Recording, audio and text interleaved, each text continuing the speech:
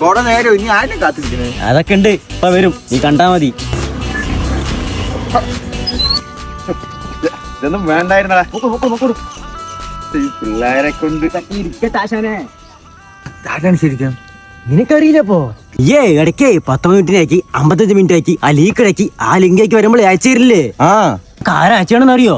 അതൊക്കെ നീയില്ലേ? ഞാനല്ല, ഈ മഹാനാണ് എനിക്ക് അയച്ചു തരുന്നത്.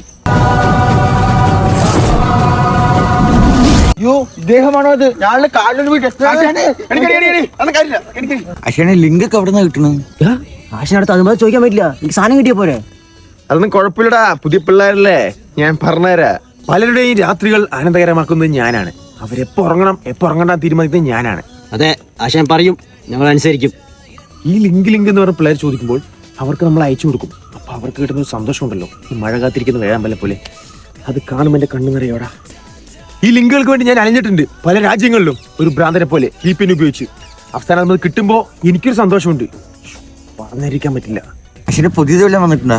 പുതിയതൊക്കെ കുറെ വന്നിട്ടാ പെട്ടക്കണത്, പല സൈസില്, പല ക്വാളിറ്റിയില്, പല ഭാഷയില്. നിനക്കത് കിട്ടാനായിട്ട് നീ എന്നെ ഫോളോ ചെയ്യുക, ലിങ്ക് എന്ന് പറഞ്ഞ് കമന്റ് ചെയ്യുക, മനസ്സിലായല്ലോ? ഗിവ് അല്ലേ? അതൊക്കെ ട്രെൻഡ് ഔട്ടായി മോനെ. ഇപ്പൊ ഇതാണ് ട്രെൻഡ്, വേണമെങ്കിൽ നീ ഫോളോ ചെയ്ത് വെച്ചോ.